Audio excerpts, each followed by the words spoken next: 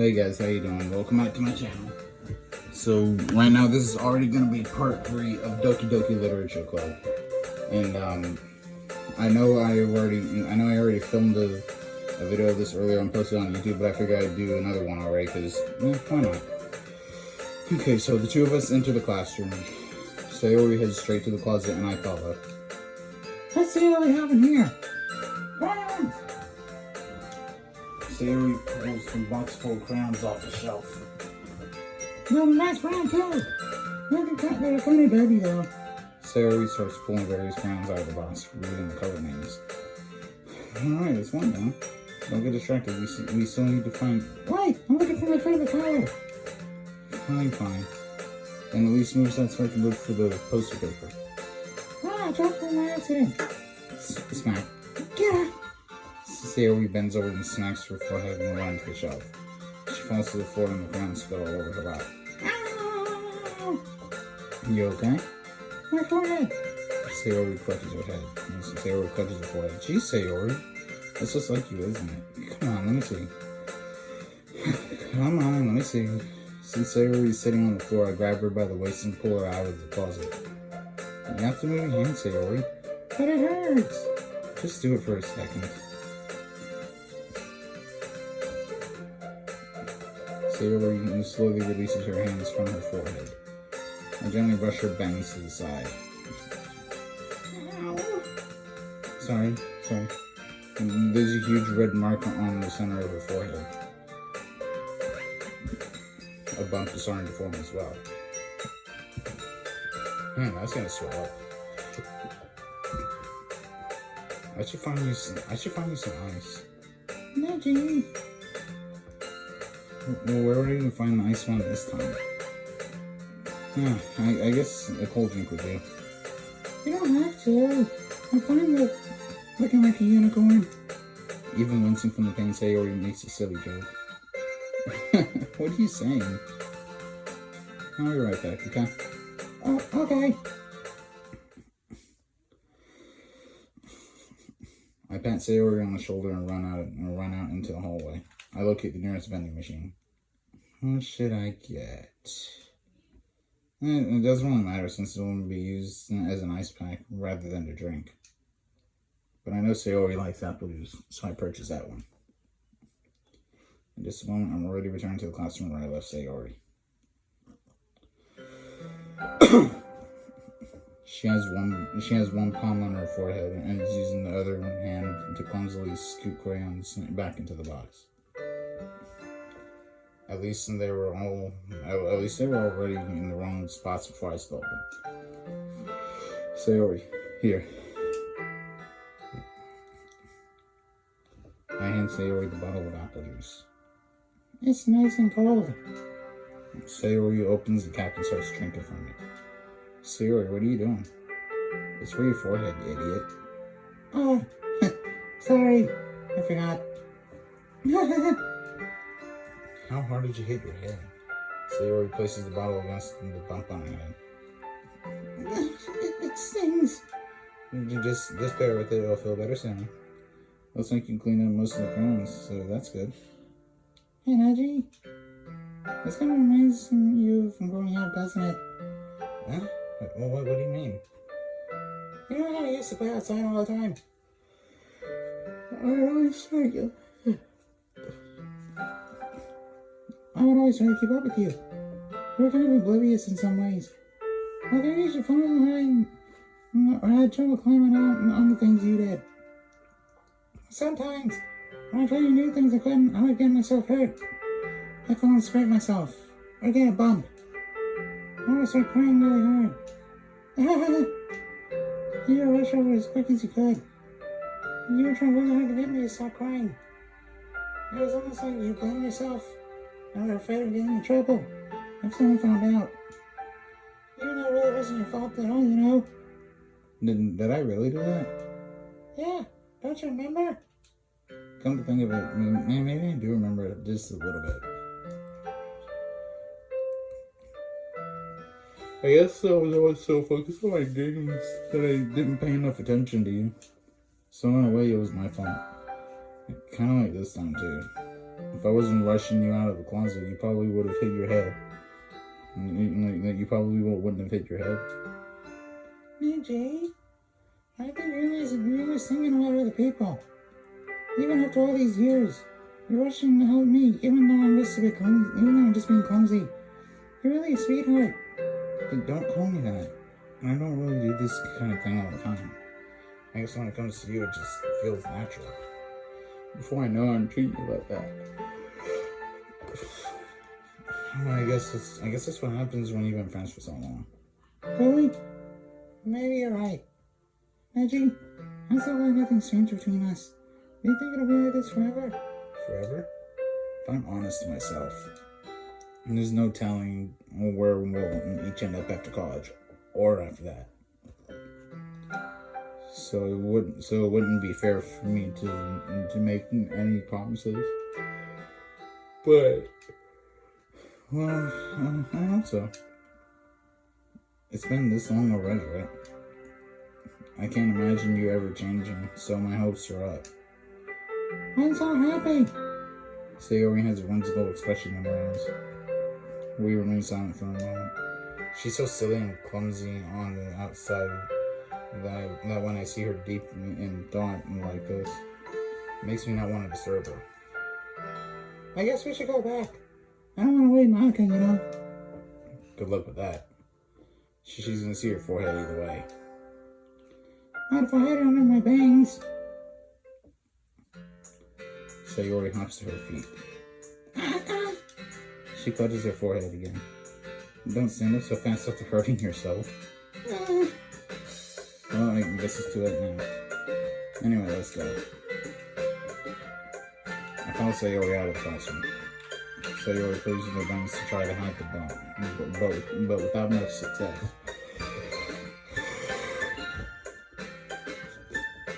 In a moment, we make it back to the clubroom.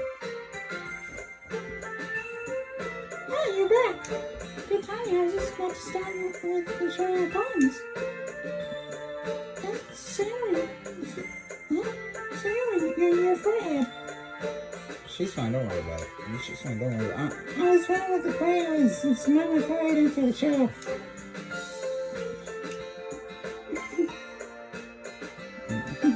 Well, anyway. I want to find everything needed. Right. Sayori frantically glances around herself. Hey, figure out all this stuff. Calm down, Sayori, calm down. I have it all right here. I found the poster paper, too. Sounds like you ended up doing all the work, Neji. Oh, well, Sayori... I failed to come up with an excuse for Sayori. I made it an adventure. Yeah, that. Okay. In any case, good work. I'll start working on the posters tonight. Me too. Okay, everyone. Are you share your poems?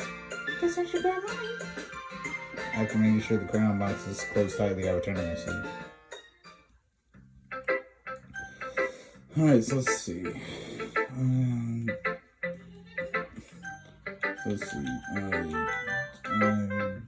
Sayori first, as usual. Because she's my waifu. Sayori, you're my waifu. I love you so much. And yes, I have this character as my lock screen and my home screen on my phone. So yeah.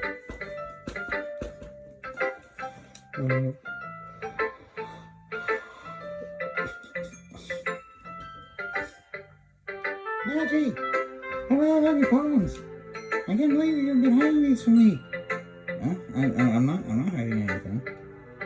But your poems are so good. Yesterday's and this one too. You can't tell me you haven't done this before. I mean, you're really the only one who feels that way, so... Yeah? No way! Not even Natsuki? Well, I guess Natsuki is the least unlikely to admit how much she likes something. I don't think it's that. What do you mean? Well, I guess I'll be honest about it. It's a lot easier to write poems when I'm thinking about you.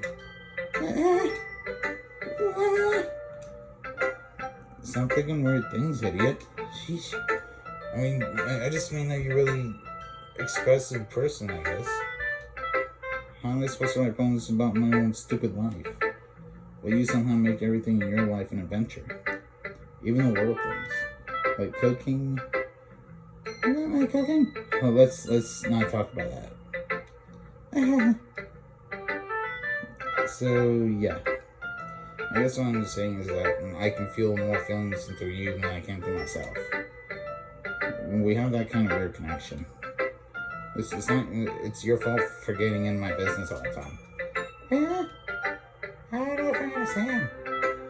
Sorry again. You never understand when I try to explain things. Do you say what I can't say what he said? Pat. Hey!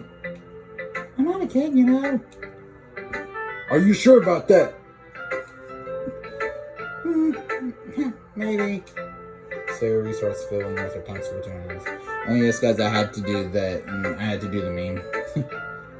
Anyway, Sayori starts fiddling with her pencil between her hands. Hey, Maggie, can you give me a poem? I kind of want to keep it. Huh? Wait, what? Why? Because, well, it's the first time you've written something for me.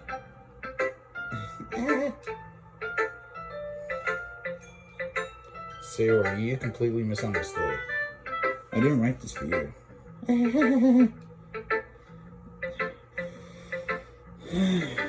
Sigh again. Are you even listening anymore? Well, whatever.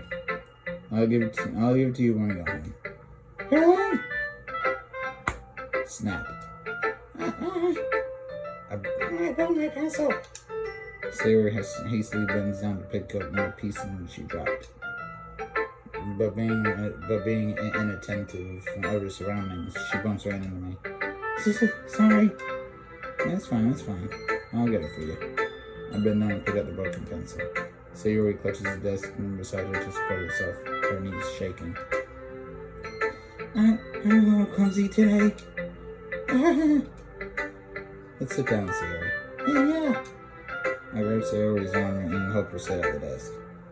Anyway, I still haven't read your poem yet. Oh, sorry, I forgot about that. But it's not as good as yours. Jeez, don't worry. Jeez, I'm sure I'll like it. Bottles. Okay, no, yeah, so this one's called Bottles. I pop off of my scalp. And like the lid of a cookie jar. It's the secret in a place where I keep all my dreams. Little balls of sunshine, all rubbing together like a bundle of kittens. I reach inside and with my thumb and forefinger and pluck one out. It's all warm and tingly. But there's no time to waste. I put it in a bottle to keep it safe. And I put the bottle on the shelf with all of the other bottles. Happy thoughts, and bottles, all in a row.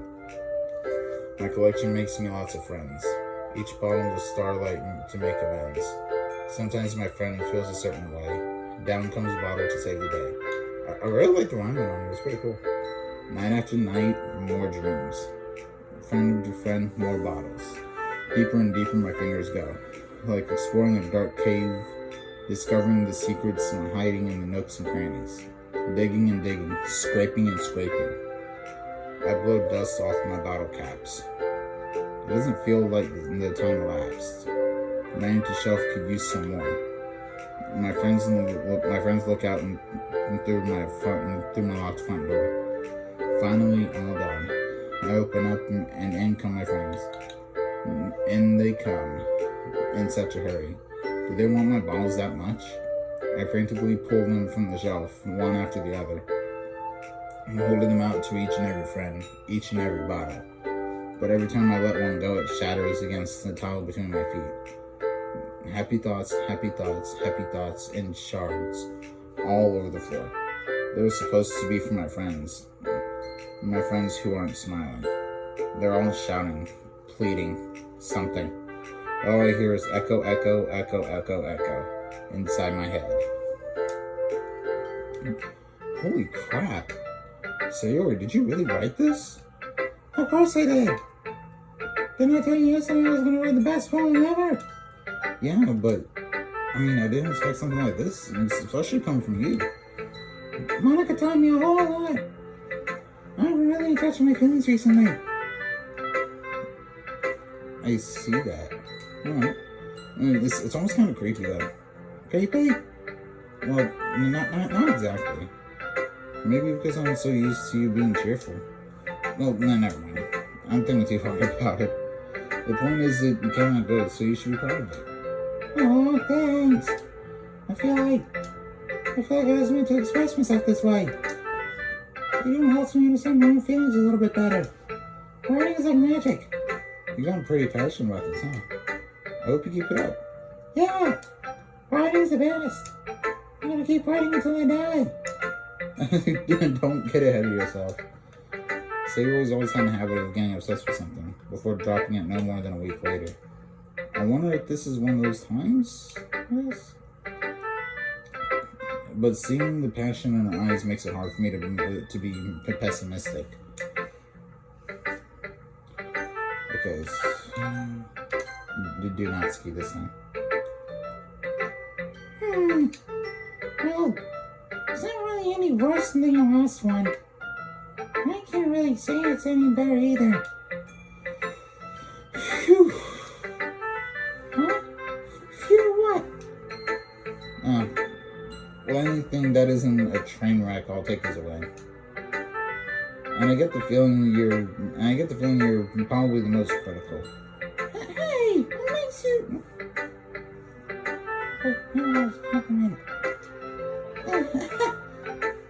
Practicing someone recognizes my experience. Keep practicing, maybe you'll be as good as me someday. That's something tells me that's completely missed the point. Come to think of it, this kind of reminds me of Sayori's poem from yesterday. Yeah? You think so? Yeah. Well, I guess if you've been friends with her for so long, you might be on the same wavelength. But you never really struck me as her type. Sayori has a type all of a sudden? Well, I don't know. Honestly, how can someone so fluffy spend so much time with someone like you? Such as dragging around a dead weight. That was a little unnecessary. But think of it this way. If it weren't for me, she would probably just fly away like letting go of a balloon. You could say we each take care of each other in our own way. Whatever it is, I don't get it. Oh yeah, I guess I'm supposed to check in the mic on. Here. Okay. So now this next one's called Amy Likes Spiders. You know what I heard about Amy? Amy likes spiders. Icky, wriggly, hairy, ugly spiders. That's why I'm not friends with her. Amy has a cute singing voice. I heard her singing my favorite love song. Every time she sang the chorus, my heart would pound to the rhythm of the words. But she likes spiders. That's why I'm not friends with her. One time I hurt my leg really bad. Amy helped me up and took me to the nurse. I try not to let her touch me. She likes spiders, so her hands are probably gross. And that's why I'm not friends with her. And Amy has a lot of friends. I always see her talking to people. And she probably talks about spiders. What if her friends start to like spiders too? That's why I'm not friends with her. It doesn't matter if she has other hobbies. It doesn't matter if she keeps it private. It doesn't matter if it doesn't hurt anyone. It's gross. The world is better off without spider lovers. And I'm gonna tell everyone. Not bad, right? It's quite a bit longer than yesterday's. Yesterday's was way too short. I was just warming up. I hope you didn't think that was the best I could do. No, of course not. Anyway, the message is pretty straightforward in this poem. I don't have to explain it. Sometimes you can explain complicated issues with such simpler analogies. And it helps people realize how stupid they're being. Like, anyone would agree with that the subject of this poem is an ignorant jerk. You know people like that? Of course, that's why everyone thinks right. That doesn't matter. It can be about anything. I wanted to something easy to relate to. I want to have some kind of weird hobby or guilty pleasure. Something that you're afraid of people find out. They make fun of you and think less of you. But that just makes people stupid. Who cares what someone likes? As long as they're not hurting anyone and it makes them happy, I think they really need to learn respect from others and for liking weird things.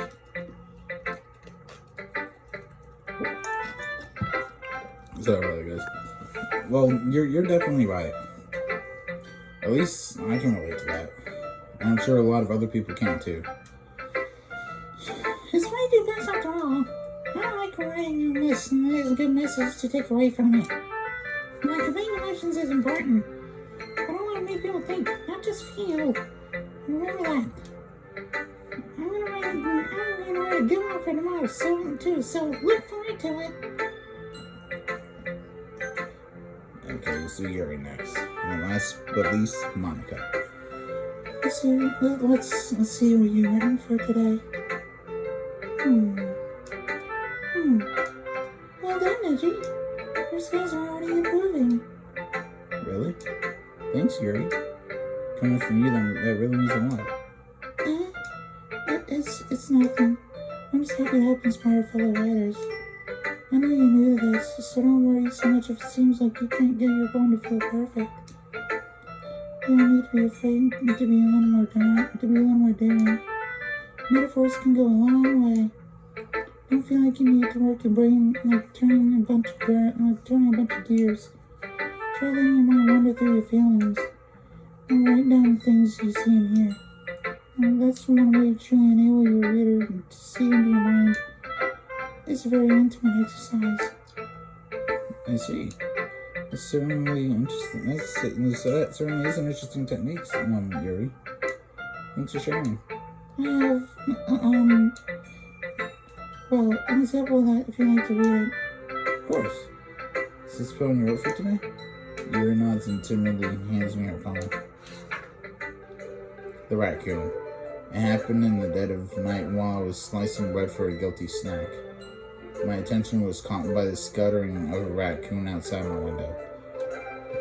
That was, I believe, the first time I noticed my strangest tendencies as an unordinary human. I gave the raccoon a piece of bread. My subconscious well aware of the consequences. Well aware that a raccoon that is fed will always come back for me. Will always come back for more, sorry. The enticing beauty of my cutting knife was a symptom. The bread, my hungry curiosity, the raccoon, an urge. The moon increments its phase and reflects that much more light off my cutting knife. The very same light that glistens in the eyes of my raccoon friend. I slice the bread, fresh and soft. The raccoon becomes excited. Or perhaps I'm merely projecting my emotions onto the newly satisfied animal. The raccoon has taken to following me. You could say that we've gotten quite used to each other. The raccoon becomes hungry more and more frequently, so my bread is always handy. Every time I brandish my cutting knife, the raccoon shows me its excitement. A rush of blood, classic Pavlovian conditioning. I slice the bread and I feed myself again. I was a little more daring with this one than yesterday's. I can see that. It's a lot more metaphorical. I don't know if it's my fault, but I can't begin to imagine what this poem is about. That's right. It's way closer to my preferred writing style, using the poem as a canvas to express vivid imagery and conveying emotions through them. Yeah. If I take it at face value, then I can't even figure out what it's supposed to be. Well, I think it's something that different people can relate to in their own way. I want to express the way it feels and for me to indulge in my more unusual hobbies. those sorts of things I'm usually forced to keep to myself. So I sometimes enjoy writing about them. That's funny. Didn't Natsuki also write something about that? About someone being ridiculed for a strange interest? She did? Yeah. She was talking about how it doesn't matter what you're into as long as you're not hurting anybody. She's right. I mean, does she really feel that way? Yeah. This sounds like you two have that in common. That's interesting. To me, she seemed like the kind of person who would make fun of my hobbies. I suppose it's my fault for judging, isn't it? Please don't tell her I said that. Don't worry, I don't have a reason to. Okay. Well, thank you for sharing it with me. After all, if I hadn't learned not to embrace my own weirdness, I would probably hate myself. I might be ranting a little bit now, but I'm glad you're a good listener. And last but least, Monica. Hi again, Neji. How's your writing going? Yeah, I guess it's going alright. I'll take that. As long as it's not going bad. I'm happy that you're applying yourself. Maybe soon you come up with a masterpiece. I wouldn't count on that. You never know. Want to show me your outfit today? Sure, here you go. I give my phone to Monica.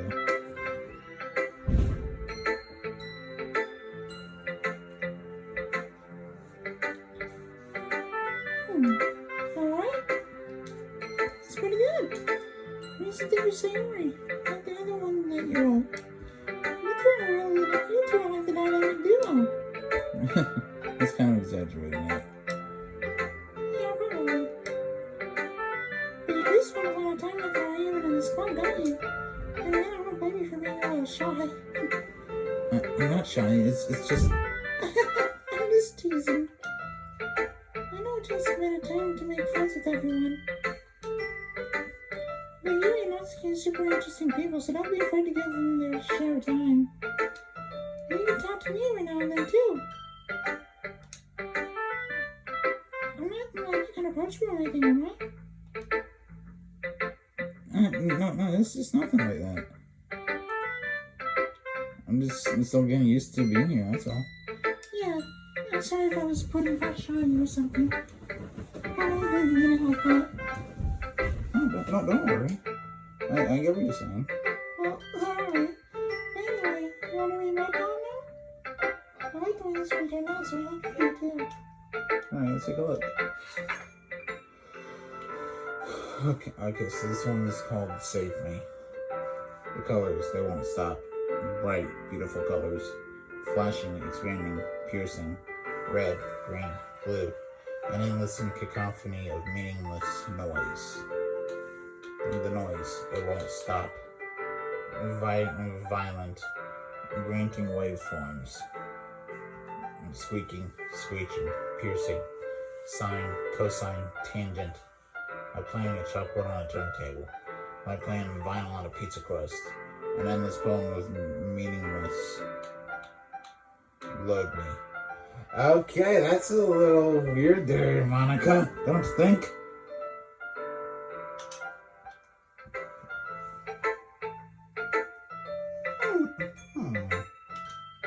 It's even more abstract than the last one. I guess this is the way I write. I'm sorry if you don't like it. No, I never said that.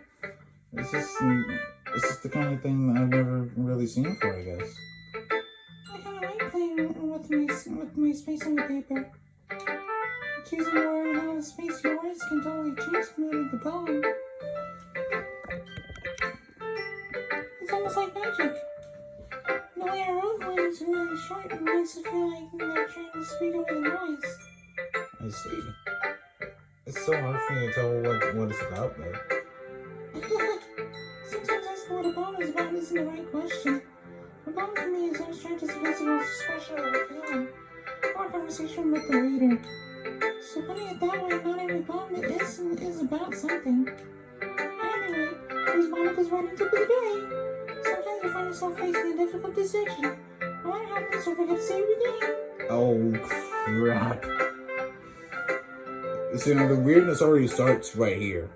Like, even before anything creepy happens. You don't know when you might change your mind. Or when something unexpected may happen.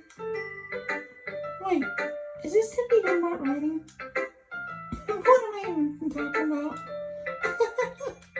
That's my advice for today. Thanks for listening. Okay, everyone. We're all done reading each other's poems, right?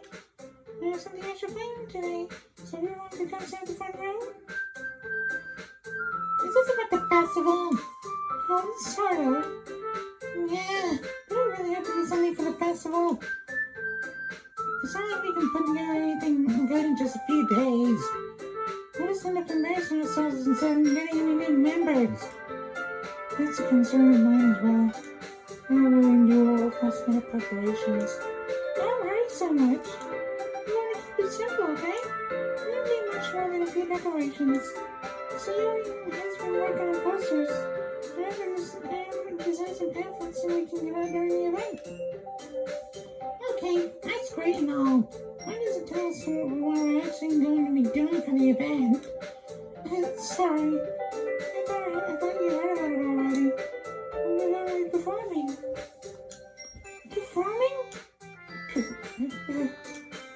Monica.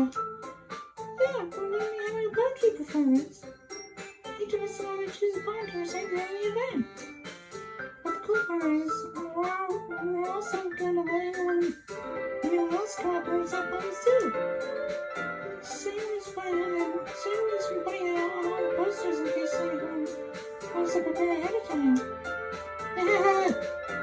Sarah, who's been coloring the poster, holds it up for us to see. Are you kidding me, Monica? You don't know you started putting those posters out, did you? Well, I did. Do you really think it's that bad of an idea? No. It's not a bad idea. I didn't sign up for this, you know. There's no way I would be performing in front of a group of people like that. I agree with Mitsuki. I can never in my life do something like that. Imagine Yuri shakes her head in fear. Guys! No, sorry. I understand where they're coming from. Remember that Mitsuki and Yuri had never shared their poems with anyone until just a couple days ago. It's a lot to ask for them to recite their poems all out to a whole room full of people. Yes, I kind of overlooked that. So, I'm sorry. But, it's something we should do our best. We're the only ones responsible for the fate of this club.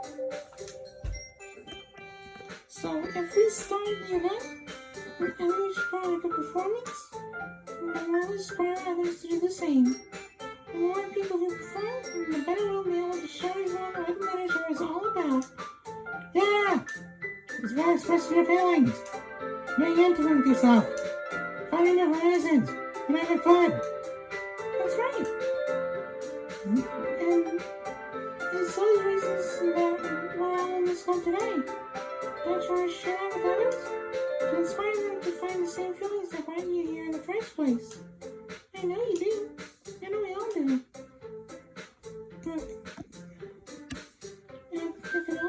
If all it takes is standing in front of a room for 2 minutes and reciting a poem, then I know you can do it. Natsuki and Yuri remain silent. Sayori looks worried. I guess it leaves me no choice. I agree. I don't think it's too much. I don't really think it's too much to ask. I think Sayori and Monica have been really trying really hard to get new members. And the least we can do is help them out a little bit. Well, maybe, but... It looks like Natsuki doesn't have any arguments left. Okay, fine. I guess we'll have to get it over with. Alright. Phew. Thanks, Natsuki. Yuri.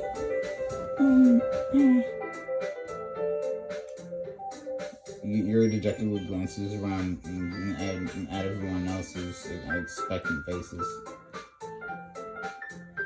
Sigh again. I guess I don't really have a choice. That's everyone! You're the best, Yuri! This whole is seriously gonna be the death of me. Oh my god! house. You'll be fine, Yuri. But anyway, is there one thing made of it? I want you to choose a palm of yours. I want to practice reading in front of each other. No way! Monica, this is too sudden. Well, if you can't receive a palm from the pump, how do you expect to do it in front of strangers? Oh no. Don't worry. I saw off to help me feel a little more comfortable. Are you next? Of course. Now let's see. Monica flips through her notebook to the specific poem she has in mind for herself. She then stands behind the podium. This poem is called The Way They Fly. Monica begins reciting her poem. Her clear, confident voice fills the room. More than that, her inflection is pristine.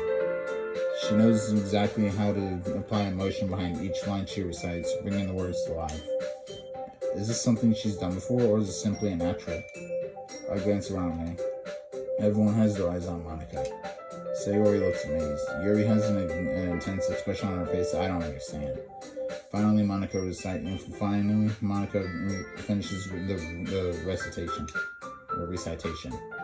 The four of us applaud. Monica takes a breath and smiles. That was so good, Monica. Thank you very much. I was just hoping to set a good example. Are you ready to go next, Sayori? I'll go next. Yuri's fired up all of a sudden. Yuri clutches a sheet of paper between her hands and stands up. Keeping her head down, she walks quickly over to the podium. This poem is called... Yuri anxiously glances at each of us. You can do it, Yuri! It's called After an Image of a Crimson Eye. Yuri's voice shakes as she starts reading the poem. Just a moment ago, she practically refused to do this. Why is she suddenly putting in so much effort? As Yuri gets past the first couple lines, her voice changes. It's almost like what happens when Yuri gets absorbed into her books. Her quivering words transform to sharp syllables of a fierce and confident woman. The poem is full of twists and turns in its structure that she enunciates with perfect timing. This must be a rare glimpse into the world on fire and Yuri keeps concealed in her head. Suddenly she's finished. Everyone is stunned.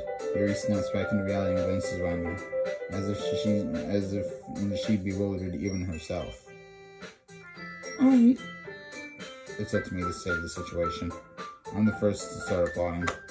Everyone joins me afterward, and we give Yuri the recognition she deserves. It's not that we didn't want to applaud for her, but we were caught so off guard that we must have forgotten. As we applaud, Yuri holds the poem to her chest and rushes back to her seat. Yuri, that was really good. Thank you for sharing. It looks like Yuri is down for the count. Okay. I guess I'm next then. So Yuri pops out of her chair and cheerfully walks to the podium. This one is called Bright Meadow. Sorry, I giggled. Sayori. This is a lot harder than I thought. How'd you guys do it so easily? Try not to think of it like you're reciting to other people. Imagine you're reciting it to yourself like in front of a mirror, or in your own head. It's your poem, so it'll come out the best that way. I see. Okay then. Sayori begins her poem. Somehow it feels like her soft voice was made as a perfect match. The poem isn't endlessly cheery like Sayori is. It's serene and bittersweet. If I were to read this on paper, I probably wouldn't think much of it. But hearing it come from Sayori's voice is almost gives it a whole new meaning. Maybe this is what Sayori meant when she said she liked my poems. It's like I get to reach more deeply into someone I thought I knew through and through. Sayori finishes and we applaud. I got it! Good job, Sayori. You're nudging like it. I guess that's a good sign. What does that even mean? You get what I see, Sayori. The atmosphere in the bar fits you really nicely. But it might be that other parties wouldn't quite work as well with that kind of delivery. Yeah, I don't really understand. In other words, I've seen poems of yours where that sort of gentle delivery wouldn't work as well. There might be a little more force behind them, depending on what you're reading. Oh, I know what you mean. Well, I've been practicing that kind of hitting. This is embarrassing to do in front of everyone. The next time, I'll make you pick up on the jars you are with me. You don't have that much time for the festival, you know. Okay. Okay, who's next? Natsuki? Don't make me go before you, Hachi. Sorry I can compare to you guys anyway. I might as well let Doki learn everyone's secrets a little bit before I have to do it. Natsuki. It's fine. I might as well get it over with. It's not like I have much of a selection what to read. I'll just have to go with what I wrote for today. I stand up and step in front of the podium. Everyone has their eyes on me, making me feel terribly awkward. I recite my poem. Since I'm not exactly confident in my own writing, it's kind of hard for me to put energy into it. Despite that, once I finish, I receive applause anyway. Sorry, I'm not really as good as everyone else. You like that so much. I think it's less about your abilities. I think it's less about your abilities and more about your lack of confidence in your writing. That's something that you'll have to improve over time. That is something you'll have to improve over time, though. Yeah, maybe. Alright then, that's easy, Natsuki. Yeah. I'm going. Natsuki begrudgingly gets out of her seat and makes her way to the podium. The poem is called. It's called. Why are you all looking at me? Because you're presenting. Anyway, the poem is called Jump. Natsuki takes a breath. Once she starts to sing the poem, her sour attitude disappears a little. While she's still a little unenthused, her poem has a rhythm and a rhyme to it. It's Natsuki's trademark style, and it works surprisingly well when spoken aloud. The words feel like they bounce up and down, as if giving life to the poem. And Natsuki finishes and everyone applauds. She hops back to her seat. That wasn't so bad, was it? Easy for you to say. But I made you do that again. Do you really feel prepared not to recite a poem in front of other people? I mean, doing it in front of other people will be way easier. You put on whatever face I want for other people. But then, by the way, it's just my friends. It's just embarrassing. That's a surprise, Natsuki. I think it would be the other way around for me. Well, that's just how it is, so... I guess in that case, you don't have too much to worry about for the festival. That said, I don't know that you won't be coming through. It might be hard, but I hope you have an idea of what it's like now. Make sure you pick a poem and get enough practice before the festival, okay? I'll make a pamphlet, so let me know ahead of time when you're reciting. Jeez. I should probably find some other poem to recite instead. That's fine too. It was up to you, I'm really pleasantly surprised that you're putting in all this effort for the club. It makes me really happy. Yeah, no problem. Okay, everyone. I think that's about it for today. I know the festival's coming up, but let's try to write poems for tomorrow as well. It's been working out really nicely so far, so I'd like to continue that. As for the festival, we'll finish that tomorrow. And then we'll have the weekend to prepare. Monday's the big day. I can't wait. I can do this. Alright. I stand up. There's no way I'll be able to find the same enthusiasm as Sayori or Monica, but I'll do my best to get through it. If it's for the sake of the club and impressing Monica, I'll have to do my best. Ready to go, Sayori? Yep. When you get to how you together like that. It's kind of adorable, isn't it? Jeez, guys, don't make such a big deal out of it. It must be a little nice, though. How am I supposed to respond to that? It's okay, Major, you don't have to say it. Whatever, let's go already. Okay, guys. So no, this is where I'm gonna have to leave off right here. I'm gonna save the game right here. And, yeah, guys. I hope you guys enjoyed watching. If you did, be sure to leave a like, comment, and subscribe if you haven't already. I'll see you guys next time. Peace.